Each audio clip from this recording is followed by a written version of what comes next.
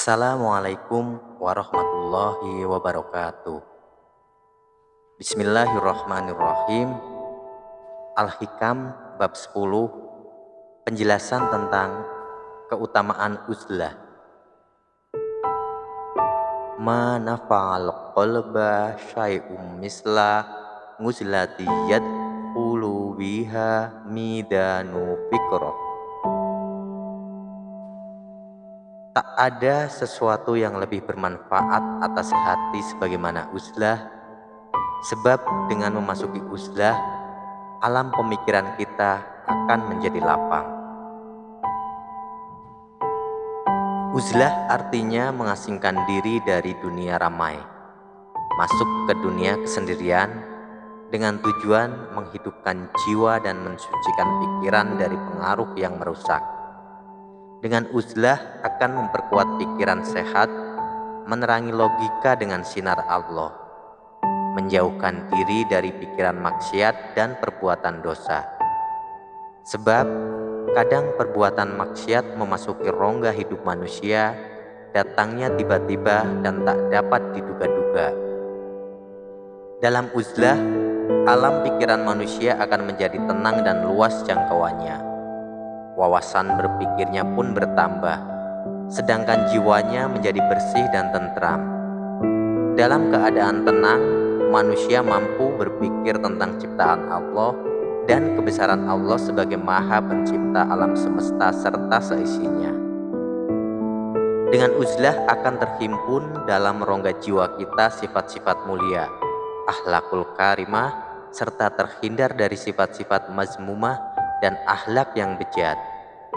Cara uzlah ini sekaligus akan memelihara iman dan keyakinan kita, serta akan membersihkan jiwa kita dari dosa-dosa kecil.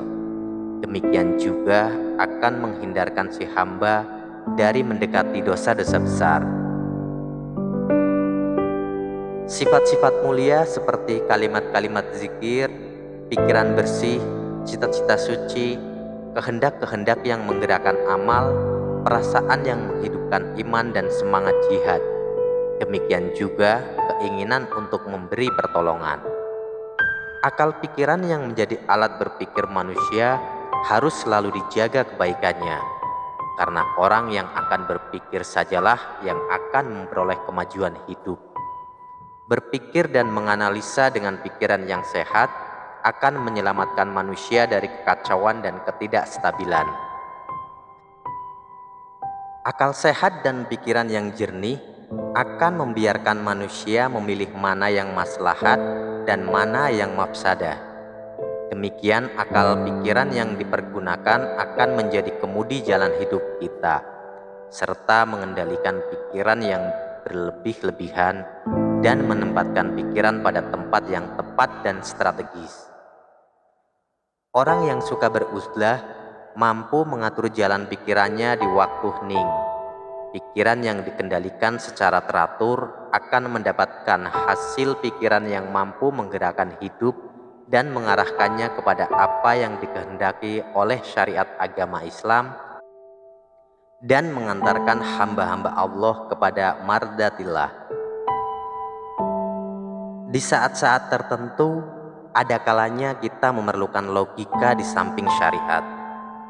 Di waktu seseorang sedang berpikir di kala suasana hening, ia akan memperoleh inspirasi atau ilham atau hidayah ilhami dari pikiran yang sedang diaturnya, sehingga akan mudah memecahkan persoalan yang sedang dihadapi, baik itu persoalan duniawi maupun persoalan ukhrawi. Masuk kepada persoalan yang memerlukan analisa berpikir, maka agama sebagai bagian dari pedoman pemecahan persoalan akan memberi kepada nilai-nilai hidup yang lebih banyak faedahnya. Keutamaan yang diperoleh dari sifat uzlah cukup banyak dan bervariasi menuju kesuksesan yang diridhoi Allah Subhanahu wa Ta'ala. Di samping itu, semangat uzlah diperlukan bagi kebangkitan alam pikiran Islami dari masa ke masa. Keutamaan yang dapat ditemukan dalam uzlah adalah terhindarnya seorang hamba dari perbuatan maksiat seperti menggunjing, berolok-olok, mengumpat, sombong, dengki, iri, dusta, namimah, hibah, durhaka, menghina, dan bermacam-macam sifat yang buruk. Uzlah ibarat tempat pencucian diri. Dengan demikian akan terpeliharalah agama dan terhindar dari keburukan, kemaksiatan, dan fitnah. Uzlah akan memberi kesempatan bagi si hamba menyibukkan diri dengan kesucian hati, lidah, dan perilaku, dan menghindarkan diri dari kesibukan yang bertentangan dengan ajaran Islam. Uzlah adalah salah satu jalan hijrah dari kejelekan kepada kebaikan, dari kesempitan berpikir kepada kelapangan berpikir. Abi Ishaq Ibrahim bin Mas'ud berkata, dengan terasing akan terhimpunlah cita-cita, dan dengan cita-cita itu akan memperkokoh keyakinan kepada Allah, sedang rencana sangat berbeda-beda dari cita-cita ataupun harapan. Dikatakan lagi bahwa seorang hamba yang hidup menyepi, maka ia dapat mengheningkan dirinya dan menyimpulkan masalah yang dianalisanya dalam situasi yang bersih. Nabi Isa alaihi salam berkata, kalau kamu duduk dengan orang mati, maka kamu akan mati sebelumnya. Dan kalau kamu duduk dengan orang yang hidup pikirannya, kamu akan menjadi orang yang hidup dan suka berpikir. Sesungguhnya para hamba Allah yang soleh akan banyak meluangkan waktu bersepi-sepi sendiri untuk merenungkan dirinya dan mengevaluasi amal ibadahnya, mencuci hati dan pikirannya dengan perenungan yang suci, dan memberi arah kepada pikirannya dengan logika yang sehat dan wawasan yang dalam. Di saat jiwa kita jernih, akan jernih pula hati dan pikiran kita. Dan di saat hati kita lapang, akan lapang juga pikiran dan akal kita. Demikianlah penjelasan tentang Al-Hikam bab 10 tentang keutamaan uzlah. Semoga bisa bermanfaat untuk kita semua. Assalamualaikum warahmatullahi wabarakatuh.